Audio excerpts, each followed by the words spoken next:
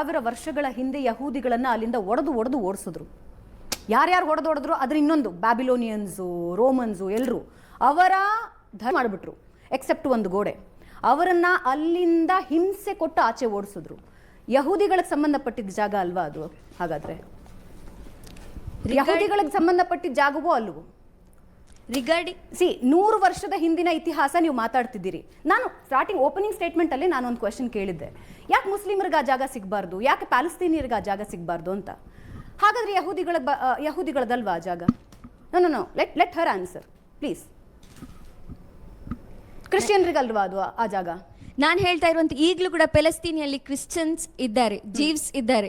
I mean the Jews that doesn't support Israel, the Jews that doesn't support genocide of Israel, the barbarism that Israel is conducting, ಅದನ್ನು support ಮಾಡದೇ ಇರುವಂತಹ Israel Christians ಇದ್ದಾರೆ, Jews ಇದ್ದಾರೆ.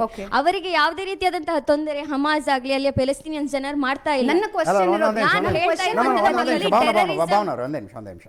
ನೀವು ಹೇಳೋದು ಪ್ಯಾಲೆಸ್ಟೈನಲ್ಲಿ juice ಇದ್ದಾರೆ, ಅವರು ಇಸ್ರೇಲ್ನ ವಿರುದ್ಧ ಇದ್ದಾರೆ.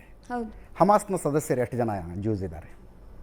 ಹಮಾಸ್ನ ಸದಸ್ಯರು ಯಾರು ಇಲ್ಲ. ಯಾಕೆ? Because it is an Islamic organization. Yes, that is the answer madam, that is the answer.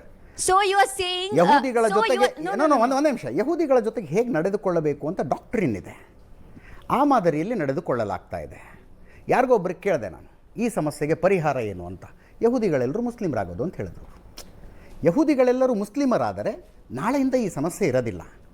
But ಅವ್ರದ್ದು ಸಮಸ್ಯೆ ಏನಂದರೆ ನಮ್ಮ ಸಂಸ್ಕೃತಿ, ನಮ್ಮ ಸಂಪ್ರದಾಯ, ನಮ್ಮ ದೇವರನ್ನ ನಾವು ಉಳಿಸ್ಕೋಬೇಕು ಅಂತ ಅವ್ರು ಬಡದಾಡ್ತಿದ್ದಾರೆ. That is the problem. That is sir ಏನಂದ್ರೆ ನೋಡಿ, ನೀವೇನು ಹೇಳ್ತಾ ಇದ್ದೀರಾ, ಮುಸ್ಲಿಮ್ಸ್ ಆರ್ಗನೈಸೇಷನ್ ಯಾವುದಿದೆ ಟೆರರಿಸಮ್.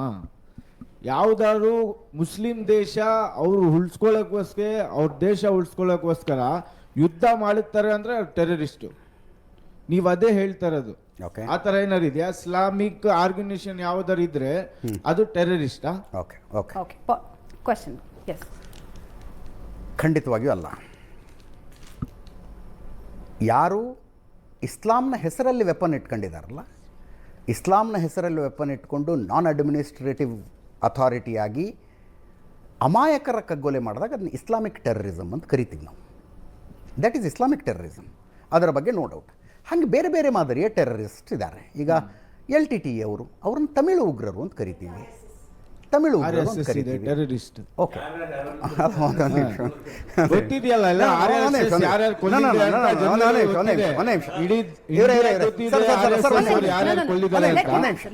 ಇನ್ನೊಂದು ನೀವು ಹೇಳಿದ್ರಿ ವಿತಂಡವಾದಗಳಿಗೆ ನಾನು ಹೇಳ್ತೇನೆ.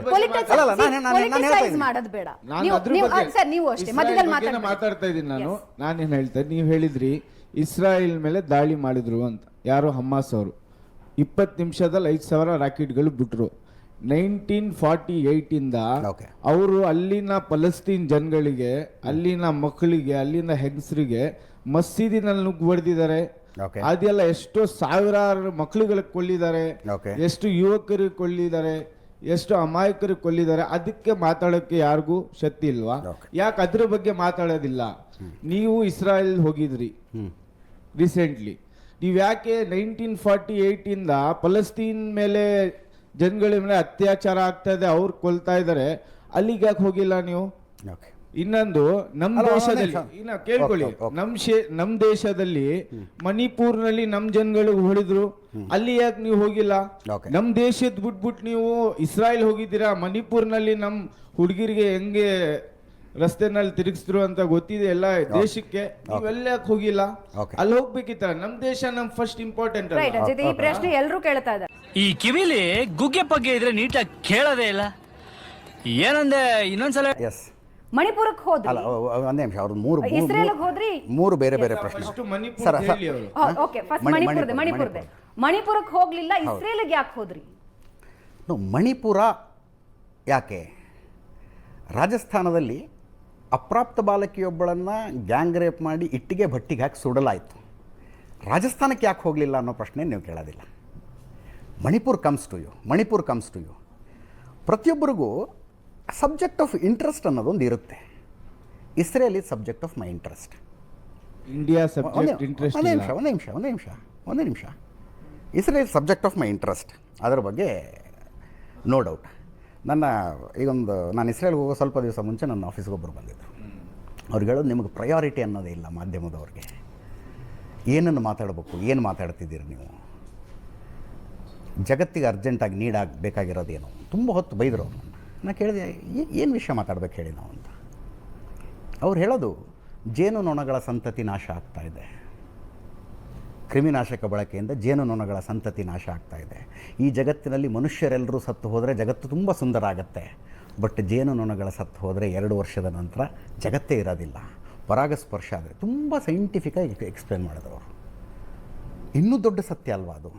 ನಾವು ಜಗತ್ತಿನ ಎಲ್ಲ ಸಮಸ್ಯೆಗಳು ಬಿಟ್ಟು ನಾನು ಜೇನುನೊಣಗಳನ್ನು ಉಳಿಸೋದಕ್ಕೋಸ್ಕರ ಮಾತ್ರ ನಾವು ಕೆಲಸ ಮಾಡ್ಬೇಕು ಇನ್ಮೇಲೆ. ನಿಜ ಅಲ್ವಾ ಅದು? Is it not true? Manipur ಯಾಕ್ರಿ, ಇಸ್ರೇಲ್ ಯಾಕ್ರಿ, ರಾಜಸ್ಥಾನ ಯಾಕ್ರಿ? ನಾಳೆ ಬೆಳಗ್ಗೆ ಎದ್ದು ನಾವು ಜೇನುನೊಣಗಳ ರಕ್ಷಣೆಗೆ ಹೋರಾಡಬೇಕು. ಫಸ್ಟ್ ನಮ್ಮ ಡು ಯು ಅಗ್ರಿ?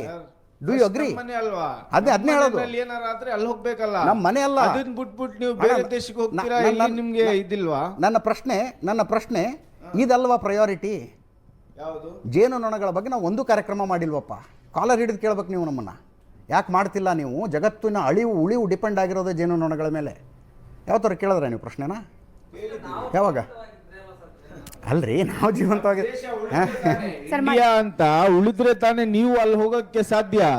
ಇಂಡಿಯಾನೇ ಇಲ್ಲ ಅಂದ್ರೆ ನೀವ್ ಹೆಂಗ್ ಹೋಗ್ತೀರಾ? ನಮ್ ದೇಶಕ್ಕೆ ಉಳಿಸ್ಕೊಳ್ಳೋದ್ ಕರ್ತವ್ಯ ನಮ್ದಲ್ವಾ? ಫಸ್ಟ್ ನಮ್ ದೇಶದಲ್ಲಿ ದೌರ್ಜನ್ಯ ಆದ್ರೆ ನಮ್ ಹೆಣ್ಮಕ್ಳಿಗೆ ಹೊಡೆದ್ರೆ ನಾವು ಕ್ವಶನ್ ಮಾಡ್ಬೇಕು, ನಾವು ನಿಂತ್ಕೋಬೇಕು.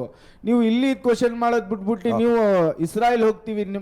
ಸರ್, ರಾಜಸ್ಥಾನದ ಬಗ್ಗೆ ಒಂದು ಪೋಸ್ಟ್ ಆದ್ರೂ ಹಾಕಿದೀವಿ ನಾವು. ಯಾಕೆ ಹಾಕಿಲ್ಲ? Let us not get into that argument. ಇನ್ನೊಂದು ಆರ್ಗ್ಯುಮೆಂಟ್ ಹೇಳಿದ್ರು ಸರ್. ಒಂದೇ ನಿಮಿಷ. ಈ ಕೆಲವೊಂದು ಸಲ ವಾದದಲ್ಲಿ 3 ಥರದ ವಾದ ಬರ್ತಾವೆ. ಒಂದು ಸಂವಾದ, ಒಂದು ಜಲ್ಪ ಮತ್ತು ವಿತಂಡವಾದ ಅಂತ. ನಾನು ನಿಮ್ಮ ಭಾಷೆಗೆ ತಕ್ಕನಾಗ ನಾನು ಉತ್ತರ ಕೊಡ್ತೀನಿ.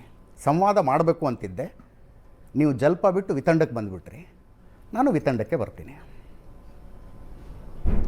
5 ಲಕ್ಷ ಕಾಶ್ಮೀರಿ ಪಂಡಿತರನ್ನು ಅವರ ಭೂಮಿಯಿಂದ ಓಡಿಸಲಾಯ್ತಲ್ಲ ಸರ್. ಗ್ಯಾಂಗ್ ರೇಪ್ ಮಾಡಿ ಕಟ್ಟಿಗೆ ಕೊರೆಯುವ ಯಂತ್ರದಿಂದ ಅಡ್ಡಡ್ಡ ಸೀಳಲಾಯ್ತಲ್ಲ ಸರ್. ಇವತ್ತು ಪ್ಯಾಲೆಸ್ಟೈನ್ ಪರವಾಗಿ ಮಾತನಾಡಿದಂಥ ಎಷ್ಟು ಜನ ಕಾಶ್ಮೀರಿ ಪಂಡಿತರ ಅಟ್ಲೀಸ್ಟ್ ಪುನರ್ವಸತಿ ಬಗ್ಗೆ ಮಾತಾಡಿದ್ರು? ಅಟ್ಲೀಸ್ಟ್ ಪುನರ್ವಸತಿಯ ಬಗ್ಗೆ ಎಷ್ಟು ಜನ ಮಾತಾಡಿದ್ರು? ಒಂದು ನಿಮಿಷ. ಆಕ್ಯುಪೈಯಿಂಗ್ ಫೋರ್ಸ್ ಇಸ್ರೇಲು ಅಂತ ಹೇಳ್ತೀರಿ. For the sake of argument let us agree to it. ಜಗತ್ತಿನಲ್ಲಿ ಇನ್ನು ಒಂದು ಉದಾಹರಣೆ. ಯಾವುದಾದರೂ ಒಂದು ಸಮುದಾಯ ತನ್ನದೇ ದೇಶದಲ್ಲಿ ತಾನು ನಿರಾಶ್ರಿತವಾಗಿರುವಂಥ ಒಂದು ಉದಾಹರಣೆ ಹೇಳಿ ನನಗೆ. ಕಾಶ್ಮೀರಿ ಪಂಡಿತರನ್ನ ನಮ್ಮಲ್ಲೂ ಇದೆ ಸರ್, ನಮ್ಮಲ್ಲೂ ಇದೆ. ಅಲ್ಲ, ಒಂದು ನಿಮಿಷ. ಒಂದು ಪೊಲಿಟಿಕಲ್ ಪಾರ್ಟಿ ಪ್ಯಾಲೆಸ್ಟೈನನ್ನು ಬೆಂಬಲಿಸಿ ರೆಸಲ್ಯೂಷನ್ ಪಾಸ್ ಮಾಡುತ್ತೆ.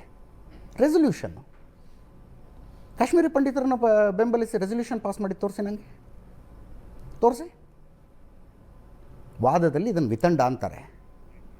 ನಾನು ಸಂವಾದ ಮಾಡಬೇಕು ಅಂತ ಕೂತ್ಕೊಂಡಿದ್ದೀನಿ. ನೀವು ಡೈರೆಕ್ಟಾಗಿ ವಿತಂಡಕ್ಕೆ ಹೋಗ್ತೀರಂದ್ರೆ